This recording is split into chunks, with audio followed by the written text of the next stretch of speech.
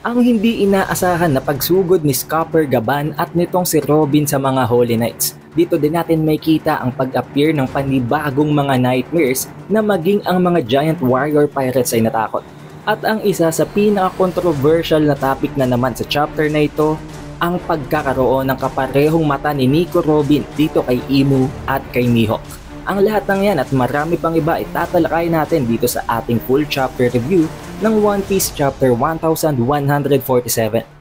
Siguraduhin mo nang nakalike, nakasubscribe at na rin mo ng bell button para automatic ma-notify ka pag release natin ang susunod na video. Pero wag na nating patagalin pa, let's go!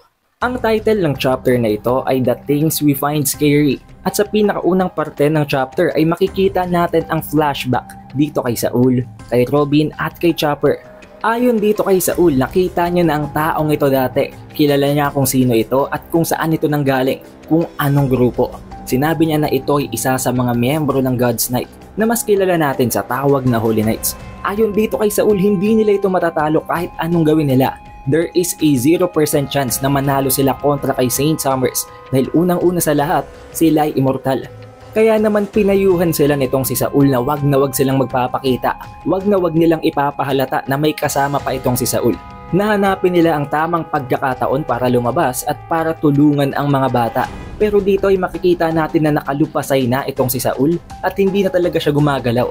Matapos nga siyang bugbugin ng napakalala nitong si Summers. Habang si Summers naman pinagtatawanan itong si Saul. Habang sinasabi na may dalawa daw palang survivors mula sa Ohara. Dahil aware din naman itong si Saint Summers na pinatawad nga ng Buster Call ang Ohara nang dahil na rin sa kanilang ipinagpapatuloy na study ng Void Century. Pero dito, habang unti-unting paalis na sana itong si Summers, biglang naramdaman niya na may konting tunog na nanggagaling sa katawan nitong si Saul. Na dahilan kung bakit bigla niyang i-check sana ito. Dito na kinabahan itong si Robin at itong si Chopper dahil kung ma-figure out nitong si Summers na nandun pala sila sa loob ng balbas nitong si Saul, mawawala ng kwentang pagsasakripisyo nito. Buti na lamang sa pagkakataong ito ay biglang dumating itong si Gunko habang daladala ang iba pang mga miyembro ng Straw Hat Crew na tinatalian niya ng kanyang mga arrows. Dito ay naitanong nitong si Saint Summers kung isasama daw ba nila ang Straw Hat Crew sa pagbabalik nila at sa pagkidnap nila sa mga bata na sinagot naman agad nitong si Killingham. Bigla siyang sumingit dito para pigilan nitong si Summers habang sinasabi na hindi nila yun pwedeng gawin. Isang napakatangang move daw nun dahil hindi dapat nila i-provoke ang Emperor na si Straw Hat Luffy na nagpapakita lang guys na at this point isang threat na talaga si Luffy para sa kanila to the point na ayaw talaga nilang kalabanin ito ng harap-harapan.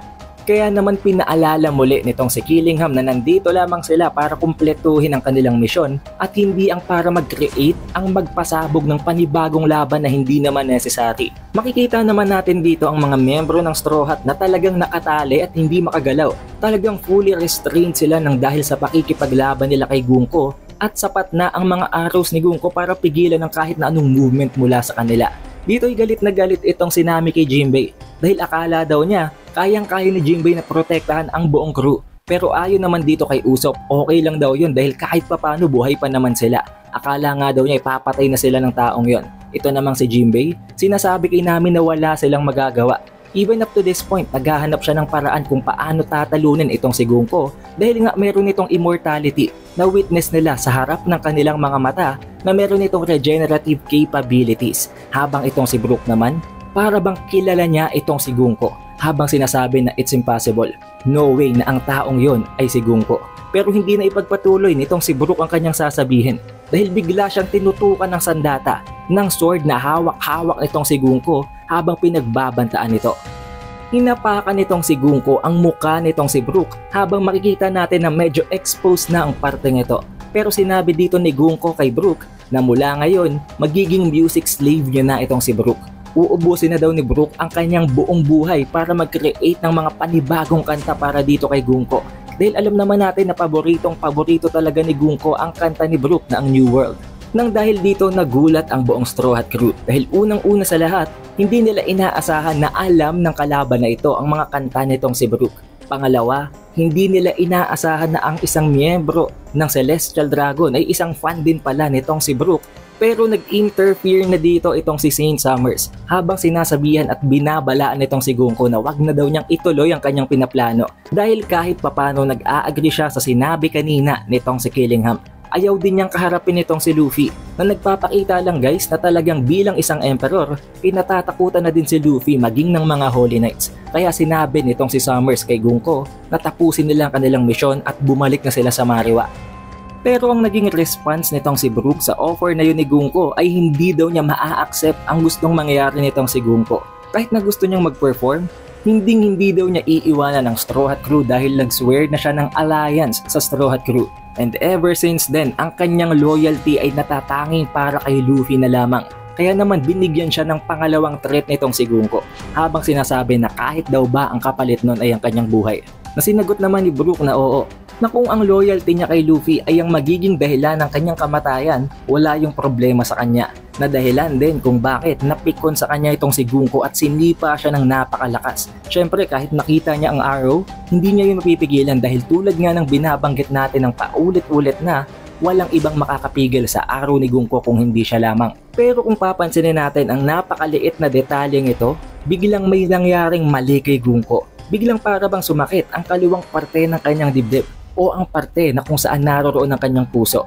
Meron itong hint na pinapakita na as of now, hindi pa natin basta-basta pwedeng tsambahin. Pero kung gusto nyo, pwedeng gawa natin yung theory video. Pero sa pagpapatuloy ng kwento, kinausap na nitong si Summers itong si Killingham. Habang tinatanong kung okay na daw ba ang lahat, kung ayos na ang lahat ng preparation dahil gagawin na nila ang susunod nilang hakbang. Dito na sinimula nitong si Saint Summers ang binabalak nilang announcement sa buong Elbaf gamit ang isa sa mga transmissions deal na nahanap nitong si Killingham sa loob ng library. Dito ay binanggit niya agad na alam daw ba ng lahat ng mga mamamayan, lahat ng mga higante sa loob ng Elbaf Kingdom ang nangyayaring kaguluhan. Ang napakatinding pressure na nararamdaman nila ngayon, ang lahat ng ito ay kagagawa nila. Silang mga God's Knight, ang mga Holy Knights.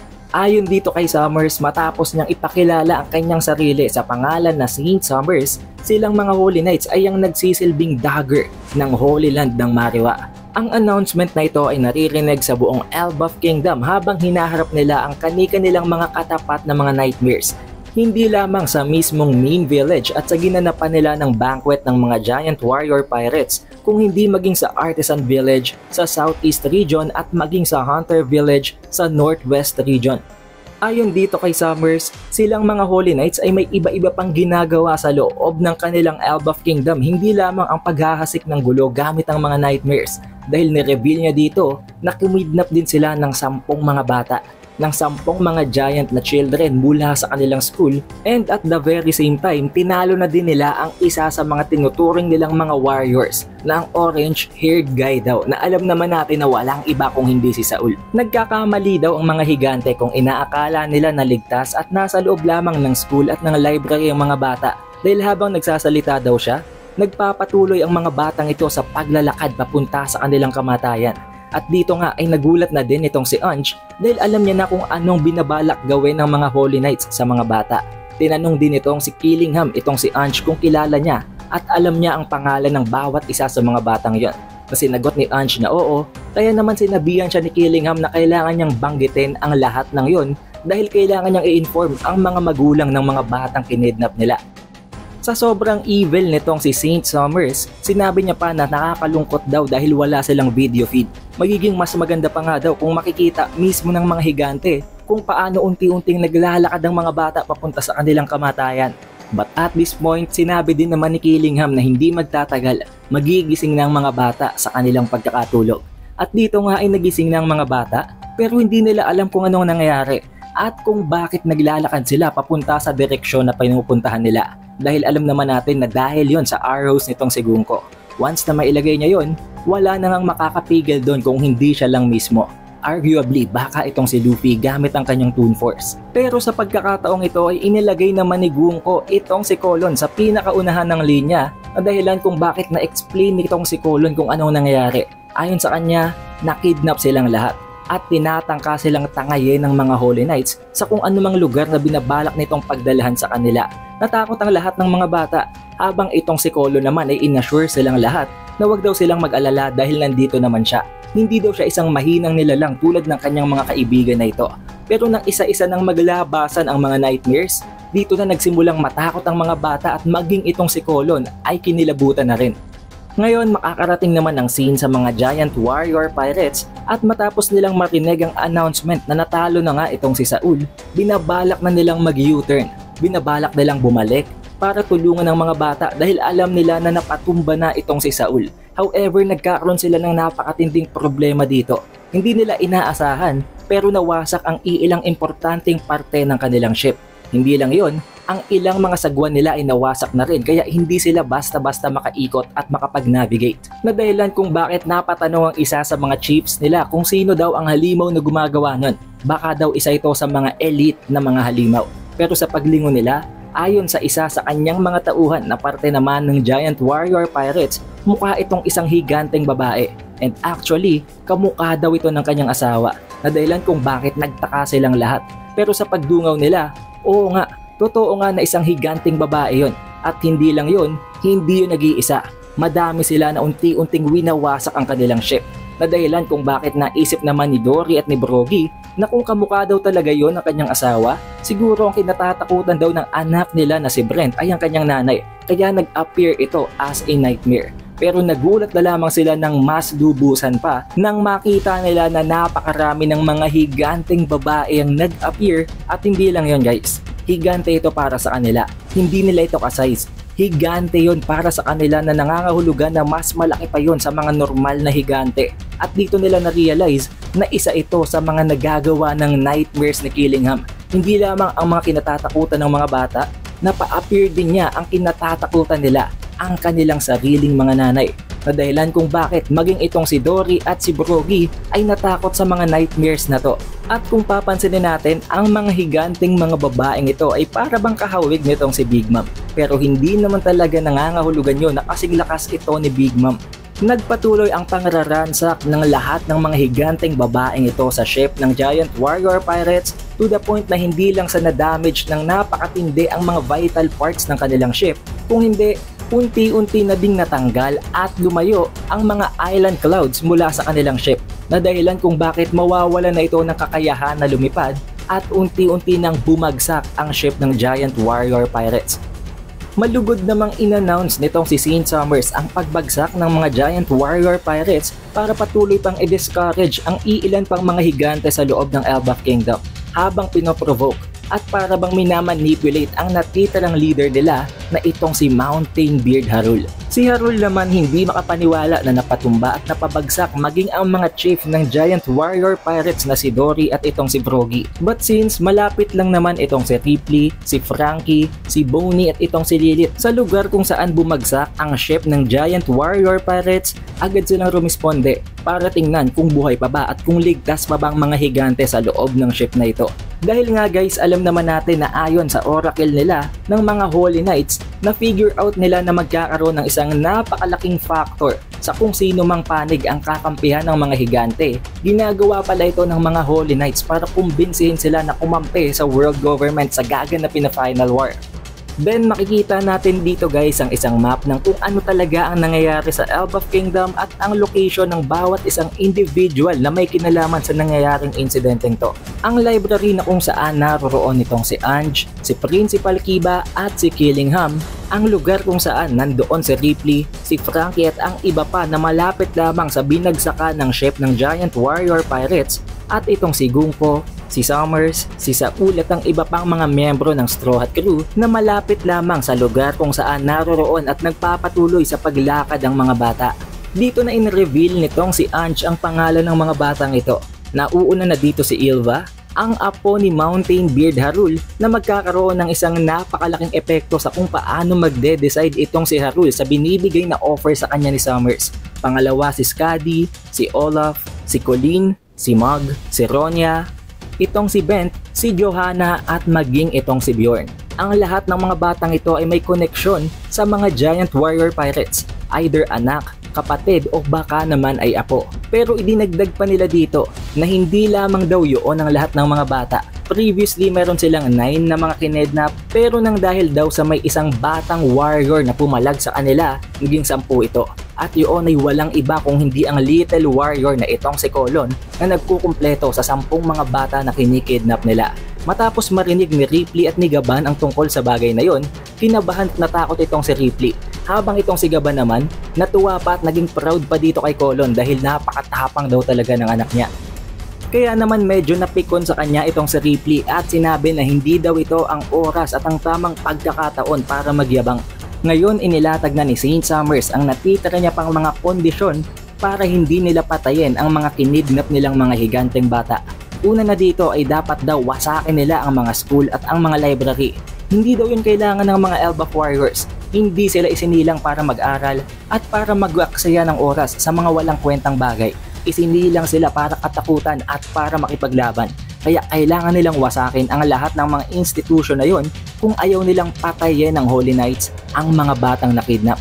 Dito na nagsimulang mapikon ang mga higante, especially itong si Gaban at ang Giant Warrior Pirates, habang sinasabi ng iilang mga higante na alam nila kung nasa ang lokasyon ng mga bata at puntahan nila yon. Pigilan nila ang pinaplano ng mga Holy Knights. Pero ang kinakausap talaga at ang pinoprovoke dito nitong si Saint Summers ay itong si Harul. Si Harul ang magbibigay ng final decision sa bagay na to. Dahil dito ay natrigger naman itong si Ange, habang sinasabi na ang symbol of peace daw ng Elbaf ay ang school na yon. At hindi lang yon, ang library daw nila ay nagko-contain ng lahat ng mga importanteng impormasyon hindi lamang tungkol sa Elbaf, kung hindi sa buong mundo. Kaya masasayang daw ang lahat ng yon kung sisirain nila ang mga library. Na alam naman natin guys na ang pinakarason nga kung bakit gustong wasakin ng mga Holy Knights ang libraries is that para mabura na sa history ang lahat ng mga napag-aralan, lahat ng na-figure out ng mga archaeologists sa Ohara tungkol sa Void Century. Nang dahil dito hindi na napigilan pa ni Robin na pumalag. Kahit pinipigilan siya ni Chopper, hindi na siya nakumbinsi nito. Maging itong si Gaban, pinigilan siya nitong si Ripley at sinabihan siya na huwag siyang magpadalos-dalos. Pero hindi din niya mapigilan nitong si Gaban at napakabilis nitong nag-leap at tumakbo. Habang sinasabi ng dalawang ito na hindi nila hahayaan na mangyari yun, na nangangahulugan na ang dalawang ito ang tatapat sa mga Holy Knights dahil wala namang ibang gagawa nun. Wala ang Monster Trio, wala ang pinakamalakas na higante dahil lahat sila ay nasa underworld pa even as of the moment. Dito na nga ba magsisimula ang highlights at ang awakening nitong si Robin sa paggamit ng haki sa pamamagitan ng pakikipagtulungan niya dito kay Scupper Gaban. Pero hindi lang yon. Ang isa pa sa pinaka-controversial na pinag-uusapan ngayon sa chapter na ito ay ang pagkakaroon ng kaparehong mata nitong si Robin sa mata nitong si Imu, na para bang tatlo na silang magkakaparehong mata, si Robin, si Imu at itong si Mihawk. However, this is where the chapter ends at kailangan na nating antayin ang susunod na chapter para sa susunod na video. But sadly, there will be a chapter break next week, pero wala namang problema. Pwede tayong gumawa ng kahit na anong gusto nyong topic na pag-uusapan natin tungkol sa One Piece habang inaantay natin ang spoilers para sa chapter 1148. Be sure na naka-like, naka-subscribe at na-ring nyo na ang bell button para automatic ma-notify kayo pag release natin ang susunod na video. Also, we have an official Facebook page, official TikTok account.